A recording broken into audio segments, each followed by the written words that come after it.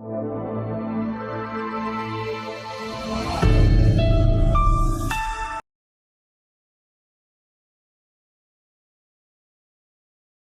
मेरे प्यारे बच्चों, कैसे हैं आप सब लोग। मैं आशा करती हूँ आप सब लोग बहुत प्रसन्न होंगे, स्वस्थ होंगे और खूब सारी पढ़ाई भी करते होंगे। तो स्वागत है एक बार फिर से आपकी कक्षा 7 में। और आज हम कराने जा रहे हैं वाणी श्रृंखला से हमारा समाज और पर्यावरण। आज हम करने जा रहे हैं पाठ 13 और पाठ 13 में हम पढ़ेंगे यातायात एवं संचार के साधन। सबसे पहले है भूमिका। यातायात तथा संचार के साधन। यातायात के साधन राष्ट्रीय राजमार्ग यानी उच्च पथ तथा राष्ट्रीय राजमार्ग, उच्च पथ, पक्की तथा कच्ची सड़कों की तुलना, बड़ी लाइन तथा मीटर लाइन में तुलना, संचार के साधन और भारत व्यापार। बच्चों, भारत हमारा देश जो है एक विशाल देश है तथा ये विश्व का दूसरा सबसे अधिक जनसंख्या वाला देश है। यहाँ बड़ी संख्या में उद्योग, कल कारखाने तथा वृहद पैमाने पर व्यापार होता है। इसलिए यहाँ सुविकसित यातायात तथा संचार माध्यमों की आवश्यकता है। यातायात के साधनों का उपयोग यात्रियों तथा सामानों को एक स्थान से दूसरे स्थान तक पहुंचाने के लिए किया जाता है। इसके अंतर्गत बस, रेलगाड़ी, स्टीमर, ट्रक, हवाई जहाज इत्यादि आते हैं। संचार का अर्थ है एक स्थान से दूसरे स्थान पर संदेश पहुंचाना। टेलीफोन, तार तथा विभिन्न डाक सेवाएं इत्यादि संचार के विभिन्न साधन हैं। और अब है यातायात तथा संचार के साधन। यातायात के विभिन्न साधन जैसे सड़क यातायात, रेल यातायात, जल यातायात, वायु यातायात इत्यादि तथा संचार के साधन जैसे डाक, तार सेवाएं, टेलीफोन इत्यादि देश की जीवन रेखा के रूप में काम करते हैं। इनके कई महत्वपूर्ण उपयोग हैं। ये लोगों को एक स्थान से दूसरे स्थान पर यात्रा करने में मदद करते हैं। इन यातायात के साधनों में लोग एक साथ बैठकर आराम से यात्रा करते हैं। इस प्रकार यातायात के साधन लोगों को भावनात्मक तथा सांस्कृतिक रूप से जोड़ते हैं तथा राष्ट्रीय एकता स्थापित करने में मदद करते हैं। यातायात के विभिन्न साधन प्रतिदिन कई टन सामान देश के एक कोने से दूसरे कोने तक ले जाते हैं। प्राचीन काल में यातायात के तीव्र साधनों का अभाव था, जिस कारण अकालग्रस्त क्षेत्रों में सही समय पर अनाज नहीं पहुंचाया जा सकता था तथा हजारों लोग काल का ग्रास बन जाते थे। आजकल हमारे पास यातायात के तीव्र साधन उपलब्ध हैं, जिससे अकालग्रस्त क्षेत्रों में तुरंत खाद्यान्न पहुंचाए जाते हैं तथा लोगों की जानें बचाई जा सकती हैं। यातायात के साधन औद्योगिक इकाइयों में कच्चे माल पहुंचाने तथा उत्पादित सामानों को देश के विभिन्न भागों को पहुंचाने में मदद करते हैं। देश का प्रत्येक क्षेत्र किसी विशेष प्रकार की चीज़ों के उत्पादन में अग्रणी है। यातायात के विभिन्न साधनों के द्वारा ये सामान उपभोक्ताओं तक पहुंचाए जाते हैं। इस प्रकार यातायात के साधन देश के तीव्र औद्योगिकरण में मदद करते हैं। यातायात के साधन व्यापार तथा वाणिज्य को प्रोत्साहित कर देश के आर्थिक विकास में मदद करते हैं। किसी विशेष क्षेत्र में भारी मात्रा में उत्पादित सामान यातायात के साधनों द्वारा विभिन्न स्थानों पर पहुंचाए जाते हैं। उदाहरण स्वरूप चाय असम से आती है, चीनी उत्तर प्रदेश तथा पंजाब से आती है तथा नमक गुजरात तथा राजस्थान से आता है। हम जो कपड़े पहनते हैं उनका उत्पादन मुंबई, अहमदाबाद, सूरत इत्यादि स्थानों में होता है। जूट से बनी बोरियों का निर्माण पश्चिमी बंगाल में होता है। मकान, फर्नीचर इत्यादि के निर्माण में उपयोग की जाने वाली लकड़ी हिमालय क्षेत्र में मिलती है। इस प्रकार हम आसानी से ये निष्कर्ष निकाल सकते हैं कि यातायात के साधन हमारी दैनिक आवश्यकताओं की पूर्ति के साथ देश की रक्षा में भी मदद करते हैं। यह बहुत कम समय में ही सैनिकों को अपने लक्ष्य पर पहुंचा देते हैं। इसके अलावा ये युद्ध या शांति के समय हथियार या गोला बारूद भी उचित स्थान पर पहुंचाते हैं। अब है यातायात के साधन। अब हम यातायात के विभिन्न साधनों का अध्ययन करेंगे। सबसे पहले है सड़क यातायात। हमारे देश में विश्व की सबसे बड़ी सड़क नेटवर्क है। यद्यपि सड़क यातायात महंगा है, फिर भी यातायात का सबसे आसान साधन होने की वजह से यह काफ़ी लोकप्रिय है। यह व्यापारियों के घर से उपभोक्ताओं के घर तक सामान पहुंचाने में मदद करता है। पहाड़ी क्षेत्र प्रायः सड़क यातायात पर ही निर्भर करते हैं। सड़कों का निर्माण करना तथा इनका रख रखाव आसान है। यह रेलवे यार्ड तक माल पहुंचाने के कारण रेलवे से संपर्क स्थापित करते हैं। सड़क दूर दराज के गांवों को भी उच्च पथ या राजमार्ग से जोड़ती है। राष्ट्रीय राजमार्ग यानी उच्च पथ तथा राजकीय राजमार्ग उच्च पथ। राष्ट्रीय राजमार्ग किसी देश की सबसे महत्वपूर्ण सड़कें होती हैं। यह देश के प्रमुख शहरों तथा राज्य की राजधानी को आपस में जोड़ती हैं। इन सड़कों के निर्माण तथा रखरखाव की जिम्मेदारी संघीय सरकार की होती है। दिल्ली, कोलकाता, चेन्नई, मुंबई, कन्याकुमारी, श्रीनगर इत्यादि को जोड़ने वाली सड़कें महत्वपूर्ण राजमार्ग हैं। किसी राज्य की राजधानी तथा इसके प्रमुख शहरों को जोड़ने वाली सड़कें राजकीय राजमार्ग कहलाती हैं। इन सड़कों के रखरखाव की जिम्मेदारी राज्य सरकार की होती है। जिले की सड़कें जिले के मुख्यालय को विभिन्न प्रमुख सड़कों से जोड़ती हैं। इन सड़कों के रखरखाव की जिम्मेदारी स्थानीय प्रशासन की होती है। केंद्र सरकार ने सीमा सड़कों के निर्माण तथा पुरानी सड़कों की देखभाल के लिए एक सीमा सड़क विकास बोर्ड का गठन किया है। ये सड़कें नेपाल, चीन, पाकिस्तान, म्यांमार की सीमाओं से लगी हुई हैं। पक्की तथा कच्ची सड़कों की तुलना। कच्ची या असमतल सड़कें मिट्टी की बनी होती हैं, जबकि पक्की या समतल सड़कें कोलतार तथा पत्थरों से बनी होती हैं। वर्षा के दिनों में कच्ची सड़कें यातायात के लिए अनुपयुक्त हो जाती हैं, लेकिन पक्की सड़कें वर्षा के दिनों में सामान्य रूप से उपयुक्त होती हैं। कच्ची सड़कों के निर्माण तथा रखरखाव की जिम्मेदारी स्थानीय पंचायत या जिला परिषद की होती है। पक्की सड़कों के निर्माण तथा रखरखाव की जिम्मेदारी केंद्र या राज्य सरकार की होती है। फिर है रेल यातायात। भारतीय रेल यातायात एशिया में सबसे बड़ी तथा विश्व में चौथी सबसे बड़ी यातायात व्यवस्था है। रेल यातायात हमारे देश की अर्थव्यवस्था की रीढ़ है। रेल यातायात के माध्यम से बड़ी मात्रा में सामान दूर दूर तक तथा काफ़ी समय में पहुंचाया जाता है। ये अपेक्षाकृत सस्ते भी होते हैं। रेल मार्ग सभी महत्वपूर्ण बंदरगाहों तथा हवाई अड्डों को आपस में जोड़ते हैं। भारतीय रेल मार्ग की कुल लंबाई लगभग 67.996 किलोमीटर है। भारतीय रेलें प्रतिदिन 231 लाख यात्रियों तथा 33 लाख टन माल की ढुलाई करती हैं। देश के प्रमुख रेल मार्ग प्रमुख शहरों जैसे दिल्ली, कोलकाता, मुंबई तथा चेन्नई को आपस में जोड़ते हैं। कई रेलगाड़ियां यहाँ चलती हैं तथा कई यहीं तक आती हैं। कुशल प्रशासन देने के लिए भारतीय रेल को 19 जोनों क्षेत्रों में बांटा गया है। बड़ी लाइन तथा मीटर लाइन में तुलना। बड़ी लाइन 1.69 किलोमीटर चौड़ी होती है, जबकि मीटर लाइन 1 मीटर ही चौड़ी होती है। मैदानी क्षेत्रों में बड़ी लाइनें मीटर लाइनों से ज़्यादा उपयुक्त होती हैं। बड़ी रेल लाइनों की कुल लंबाई 85,429 किलोमीटर है, जबकि मीटर लाइनों की लंबाई 19,000 किलोमीटर है। लगभग 91,805 किलोमीटर रेल मार्गों का विद्युतीकरण हो चुका है।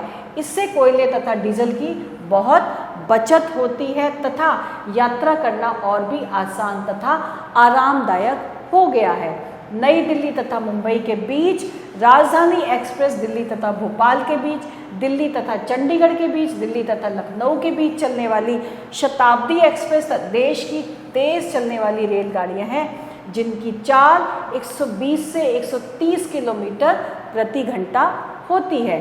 डीजल से चलने वाली लंबी दूरी की रेलगाड़ियों की चाल 100 से 111 किलोमीटर प्रति घंटा होती है। प्रमुख शहरों में स्थानीय रेलगाड़ियां होती हैं जो यात्रियों को शहर के विभिन्न भागों में पहुंचाती हैं। मुंबई की स्थानीय रेल सेवा सबसे अच्छी स्थानीय रेल सेवा है। कोलकाता में भूमिगत रेल यातायात की सुविधा है, जिसे मेट्रो रेल कहते हैं। दिल्ली में भी मेट्रो रेल शुरू हो चुकी है। और अब है जल यातायात। जल परिवहन के लिए उपयुक्त नहरें, गहरी झीलें तथा नदियां आंतरिक जल यातायात का निर्माण करती हैं। ये देश के अंदर कम खर्च में यातायात की सुविधा प्रदान करती हैं। हमारे देश का आंतरिक जल यातायात अधिक विकसित नहीं है तथा समुचित रूप से यह उपलब्ध भी नहीं है। हमारे देश में 15,000 किलोमीटर का आंतरिक जल मार्ग है, लेकिन केवल 6,000 किलोमीटर ही स्टीमरों के चलने के लिए उपयुक्त है। इसका मुख्य कारण ये है कि देश की अधिकांश नदियाँ मौसमी नदियाँ हैं। गंगा, ब्रह्मपुत्र तथा निचले क्षेत्रों की कृष्णा तथा गोदावरी नदियाँ सालों भर यातायात के लिए उपयुक्त रहती हैं। आंध्र प्रदेश तथा तमिलनाडु की पकिंगम नहर तथा केरल की पश्चिम तटीय नहर भारत की जल यातायात के लिए उपयुक्त नहरें हैं। फरक्का बांध बनने से पश्चिमी बंगाल, बिहार तथा उत्तर प्रदेश में आंतरिक जलमार्ग का विकास हुआ है। भारत में एक लंबा समुद्र तट तथा कई बंदरगाह हैं। कांडला, मुंबई, मरमागांव, मैंगलोर, कोचीन या कोची, तूतीकोरिन, चेन्नई, विशाखापट्टनम, पारादीप तथा कोलकाता भारत के प्रमुख बंदरगाह हैं। पहले लिखे 5 बंदरगाह पश्चिमी समुद्र तट पर स्थित हैं। ये भाग अंतर्राष्ट्रीय व्यापार तथा वाणिज्य को बढ़ावा देते हैं। भारत में एशिया का दूसरा सबसे बड़ा जहाज़ों का नेटवर्क है, जबकि विश्व में इसका स्थान 16वां है। भारत के 500 से ज़्यादा जहाज विभिन्न समुद्री मार्गों में चलते हैं तथा देश के 40% से भी ज़्यादा अंतर्राष्ट्रीय व्यापार इन्हीं के द्वारा होता है। और अब है वायु यातायात। वायु यातायात व्यवस्था में वायु यातायात की महत्वपूर्ण भूमिका है। हवाई जहाज यात्रियों तथा सामानों को एक स्थान से दूसरे स्थान तक पहुंचाते हैं। इंडियन एयरलाइंस देश की प्रमुख घरेलू वायु सेवा है। इसके अलावा 2 निजी वायु सेवाएं हैं जो देश में घरेलू वायु सेवा प्रदान करती हैं। हमारे देश में 95 सामान्य हवाई अड्डे तथा 5 अंतर्राष्ट्रीय हवाई अड्डे हैं। ये हैं इंदिरा गांधी अंतर्राष्ट्रीय हवाई अड्डा नई दिल्ली, सहारा अंतर्राष्ट्रीय हवाई अड्डा मुंबई, नेताजी सुभाष चंद्र बोस अंतर्राष्ट्रीय हवाई अड्डा कोलकाता, बीना बंकम अंतर्राष्ट्रीय हवाई अड्डा चेन्नई तथा तिरुवनंतपुरम। ये राष्ट्रीय वायु यातायात के लिए भी महत्वपूर्ण है तथा ये कई क्षेत्रों नगरों को जोड़ते हैं। देश की आंतरिक वायु इंडियन एयरलाइंस चलाती है। ये देश के प्रमुख औद्योगिक तथा पर्यटन के महत्वपूर्ण शहरों को आपस में जोड़ती है। इसके अलावा यह नेपाल, बांग्लादेश, पाकिस्तान तथा श्रीलंका के लिए भी वायु सेवा प्रदान करती है। इसके पास नेट हवाई जहाज़ों तथा बोइंग 737 हवाई जहाज़ों का एक बड़ा समूह है। ऊंचे नीचे पहाड़ी क्षेत्र होने के कारण देश के उत्तर पूर्व में स्थित मेघालय, त्रिपुरा, असम, नागालैंड, अरुणाचल प्रदेश इत्यादि राज्य प्रायः वायु यातायात पर ही निर्भर हैं। इन राज्यों की सीमाएं म्यांमार, चीन तथा बांग्लादेश से लगी हैं, इसलिए सुरक्षा की दृष्टि से भी यहाँ हवाई सेवा की आवश्यकता है। इन क्षेत्रों में रेल मार्ग तथा सड़कें बनाना काफ़ी कठिन है, इसलिए सेना की आवश्यकताओं को वायु यातायात के द्वारा पूरा किया जाता है। भारत की अंतर्राष्ट्रीय वायु सेवा एयर इंडिया देश को विश्व के 40 देशों के साथ जोड़ती है। इसके बेड़े में जंबो जेट है। हाल ही में सरकार ने वायुदूत के नाम से एक और वायु सेवा की शुरुआत की है। यह देश के उत्तर पूर्व में स्थित दुर्गम क्षेत्रों में अपनी सेवा प्रदान करती है। और अब हम पढ़ेंगे संचार के साधन। संदेशों को जिन साधनों के द्वारा एक स्थान से दूसरे स्थान पर भेजा जाता है या प्राप्त किया जाता है उन्हें संचार का माध्यम कहा जाता है। स्वतंत्रता प्राप्ति के बाद भारत में संचार के माध्यमों में तीव्र विकास हुआ। डाक सेवाएं संदेशों को भेजने या प्राप्त करने का सबसे सस्ता साधन है। देश में लगभग 1,59,225 डाकघर हैं। पत्रों को शीघ्रता के साथ अपने लक्ष्य पर पहुंचाने के लिए प्रत्येक शहर के लिए 1972 ईस्वी में एक पिन कोड यानी कि पोस्टल इंडेक्स नंबर बनाया गया। डाक सेवा को और अधिक तीव्रता प्रदान करने के लिए 1986 में स्पीड पोस्ट की शुरुआत की गई। देश के कई भागों में टेलीग्राफ एक्सचेंजों की स्थापना की गई। तार या टेलीग्राफ द्वारा कम खर्च में संदेश पहुंचाए जाते हैं।